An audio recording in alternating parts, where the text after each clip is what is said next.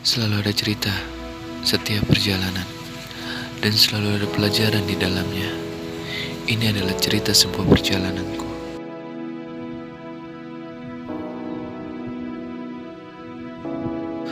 Malam itu, kami memutuskan untuk mendaki Gunung Gede Pangrango. Aku bersama dua temanku, Andi dan Mas Safian, bergegas berangkat pada malam itu, pukul 9 malam. Dan kami pun memulai perjalanan. Di tengah perjalanan pun kami berhenti sejenak untuk beristirahat. Saat saya dan Mas Sofian sedang beristirahat, tiba-tiba salah satu teman saya membawa cilok. Lalu kami pun menyantapnya. Betapa nikmatnya cilok itu. Hangat. Setelah menyantap beberapa cilok, kami pun melakukan perjalanan kembali untuk menuju Cibodas. Setelah kurang lebih 2 jam, kami pun sampai di tempat registrasi. Dan di tempat inilah kami melakukan registrasi untuk pendakian melalui Gunung Putri. Setelah melakukan registrasi, kami pun di sini berbincang tentang pendakian besok pagi. Lalu kami pun memutuskan untuk beristirahat sejenak agar besok pagi fisik kami kembali fit dan memulai pendakian.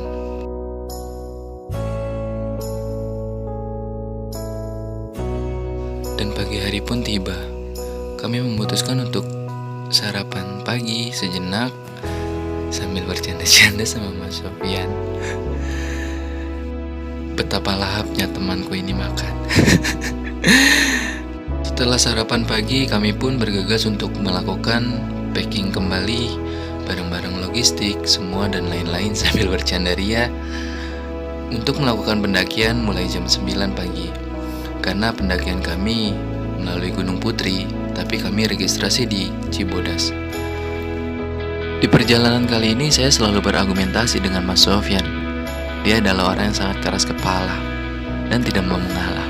Namun, saya selalu terhibur dengan teman saya yang satu lagi. Dengan tingkah dia yang konyol dan banyolannya yang sangat lucu. Belum mulai pendakian, saya selalu dibuat tertawa olehnya. Sampai-sampai saya lemas. Aduh, Andi, ada-ada saja kau ini.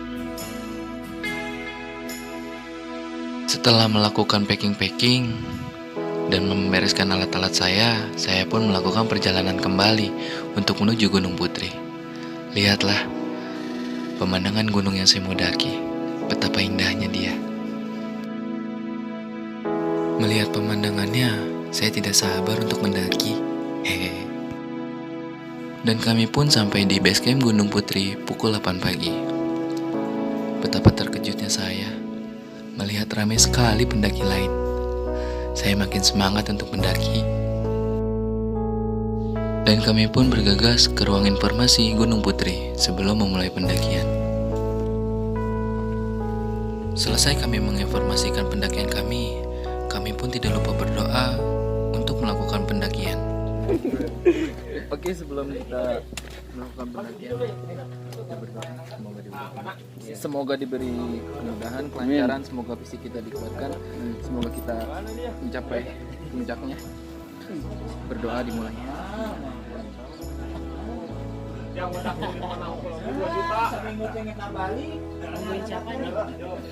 Berdoa tidak akan pernah selesai. Yuk. Pendakian pun kami mulai. Di sini ada beberapa pos yang harus kita lewati. Pos 1, pos 2, pos 3, pos 4, dan pos 5. Itulah Surya Kencana di mana tempat kami ngecamp. Di gunung ini bukan orang lokal saja yang mendaki, bahkan orang asing pun ikut mendaki. Lihatlah, anak usia dini bersemangat sekali untuk mencapai puncak di atasnya. Langkah demi langkah, kami pun terus berjalan. Sampai pada akhirnya, lelah juga. Kami pun memutuskan untuk beristirahat di pertengahan base camp dan pos 1. Kurang lebih 10 menit beristirahat, kami pun memutuskan untuk jalan kembali. Di pertengahan jalan, kami menemukan mata air yang begitu segar. Tanpa pikir panjang, botol air minum pun kami isi untuk stok kami selama di perjalanan.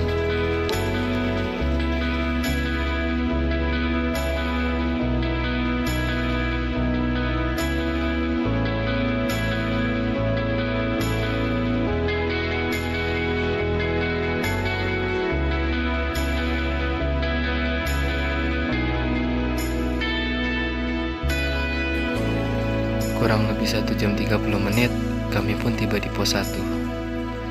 Di sini kami beristirahat kembali untuk menyeduh kopi dan energen. Dan di sini Andi lah bagian masak-memasaknya. Dia sangat jago untuk bikin kopi dan energen. Rasanya begitu nikmat. Di sini saya terlihat pusing, padahal saya lagi kelelahan.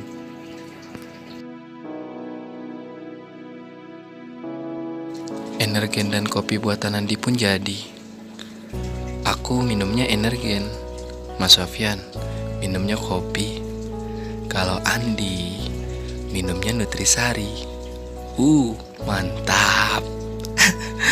Tapi sialnya di sini saya baru seteguk minum energen, dan energen saya dijatuhi lalat. Entah itu lalat atau binatang apa. Di sini saya merasa kesal. Tapi Andi tertawa. Alah, sudahlah. Lebih baik saya jalan kembali agar cepat sampai di Surya Kencana. Di sini Andi meminta tukeran tas karena tas yang dibawa dia begitu berat. Kasihan dia kelelahan. Sampai-sampai dia tertidur di pertengahan jalan. Saya tidak tega melihatnya, tapi dia selalu bersemangat untuk nyampe puncak di atasnya. Kami bertiga sudah melalui pos 2. Tapi apalah daya, ketika kami menuju pos 3, hujan pun turun dengan lebatnya. Kami memutuskan untuk buka playset untuk berteduh sejenak. Akan tetapi di sini kami bertemu teman baru, yaitu Bang Keling dan Mas Imron, dan 2 wanita lucu, Mbak Dwi dan Mbak Nana. Kami pun sepakat untuk naik bersama-sama menuju puncaknya. Di sini kami selalu bercanda gurau dan berargumentasi dan mengobrol tentang hal-hal pendakian. Ternyata dari pendakian ini kami pun mendapat teman baru. Setelah berjalan bersama-sama, kami bertujuh pun sampai di pos 3. Di sini semua sepakat juga untuk beristirahat sejenak karena terlalu lelah saat mendaki. Saya begitu senang ketika mengenal mereka, apalagi mengenal Mbak Dwi, orang yang selalu ceria, orang yang selalu membuat saya tertawa juga, tidak kalah dengan Andi. Saat kami sedang beristirahat, di depan kami terdapat grup berkemeja semua, dan di sini pun Dwi mulai bercanda.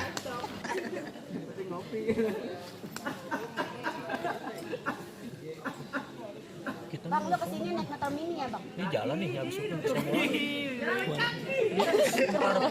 Keren. Hebat lu. Air depan. Lah kok masih nyampe di situ kan buset. Bang, lu asli mana, Bang? Di mana Bang? Anjir Bang. Tahu lu, naik-naik enggak tahu. Banten. Anjir. Gak mau belum main ah.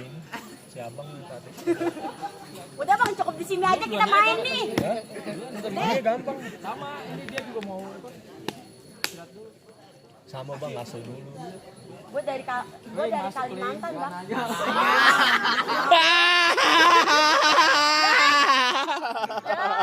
main-main. Ya, diem dah. Sengaja kita pada diem. Ketempat pasti ngomong. Ya, kayak gini nih. Ya di dalam tas. Iya di dalam tas ini. Setelah beristirahat dan bercanda ria, kami pun memutuskan untuk berjalan kembali untuk menuju pos 4. Namun, hari semakin sore. Awalnya, kami pikir sampai di atas itu sekitar jam 5. Karena kami kebanyakan istirahat. Akhirnya sampai malam, kami memutuskan untuk menyalakan headlamp masing-masing. Karena untuk penerangan. Karena di hutan sini sangatlah gelap. Headlamp kami pun dalam keadaan siap untuk melanjutkan mendaki. Saat grup kami ingin melanjutkan perjalanan, kami dikejutkan oleh pendaki wanita yang hipotermia. Di sini, kami semua tidak bisa melanjutkan mendaki karena harus membantu wanita ini terlebih dahulu di alam liar seperti ini. Kami semua di sini dalam keadaan panik. Lalu saya berkata kepada ketua grup pendaki wanita ini agar tidak melanjutkan mendaki dan membuka tenda di pos 3 supaya suhu badan wanita ini tetap hangat. Karena suhu di malam hari seperti ini semakin tidak karuan. Dan pada akhirnya wanita ini pun kembali hangat karena tenda pun sudah dibuka untuknya agar dia bisa beristirahat dan menghangatkan suhu tubuhnya. Makasih Bang ya. Wah makasih. Harus sehat. Besok harus sehat ya. Biar besok sehat, biar bisa ketemu di sana kita. Oke. Sehat-sehat. Wah. Oke. Sehat terus. Oke. Kalau nggak kuat jangan dipaksain ya. Pulang aja. Trekking pool tuh. Tuh trekking pool siapa warna merah? Saya. Oke. Oh, kiri buang. Yang trekking pool.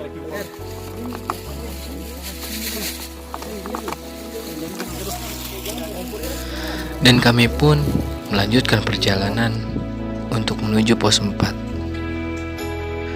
Pos 4 pun kami lalui dan kami pun sampai di Surya Kencana.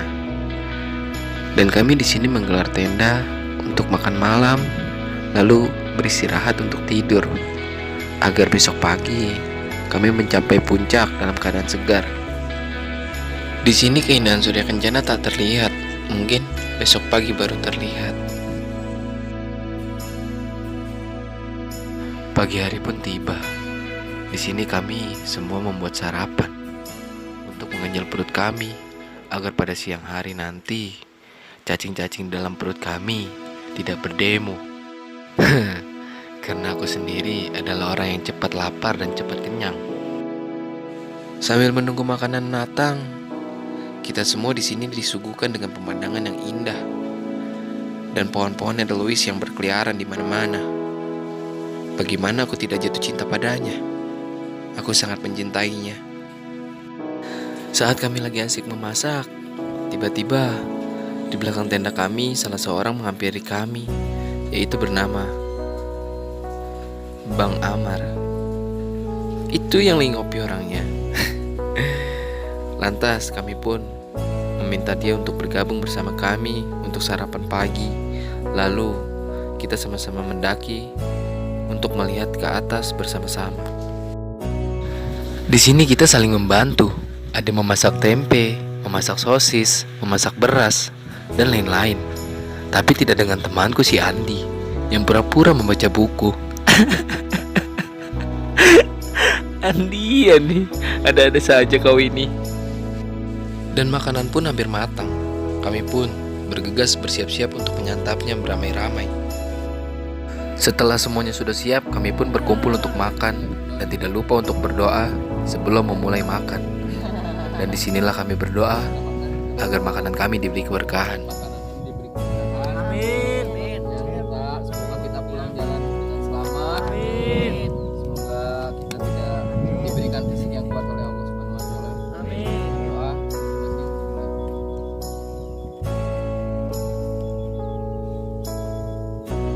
Setelah berdoa, kami pun lalu menyantap makanan yang sudah ada pada pagi hari ini. Betapa nikmatnya makan rame-rame seperti ini. Seberes sarapan pagi, tim Amar pun membereskan tenda mereka masing-masing untuk menuju puncak. Karena sehabis menuju puncak mereka langsung turun melewati Cibodas, sedangkan kami melewati Gunung Putri. Maka dari itu kami berniat tidak membereskan tenda terlebih dahulu. Kami harus muncak dahulu baru membereskan tenda. Kelar dari situ barulah kami berjalan pulang. Kami sangat menikmati selama perjalanan. Kiri kanan kami dibanyaki tenda-tenda para pendaki lain. Kenapa di sini banyak tenda-tenda? Karena disinilah tempat mata air. Setelah kurang lebih setengah jam perjalanan, kami pun akhirnya sampai di puncak Gunung Gede. Finish. Finish.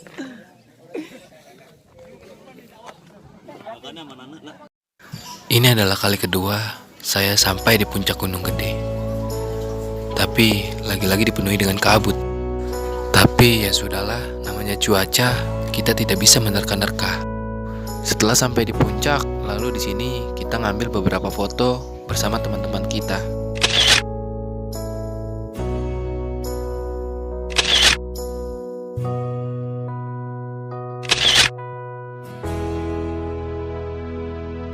Setelah mengambil beberapa foto, dan disinilah kami berpisah untuk kembali ke rumah masing-masing. Disinilah saat-saat menyebalkan. Tapi saya ingat pepatah, setiap ada pertemuan, pasti ada perpisahan. Aku benci kata-kata itu. Dan aku pun kembali turun ke bawah untuk membereskan tenda yang belum kubereskan. Dan aku pun bergegas untuk kembali ke rumah.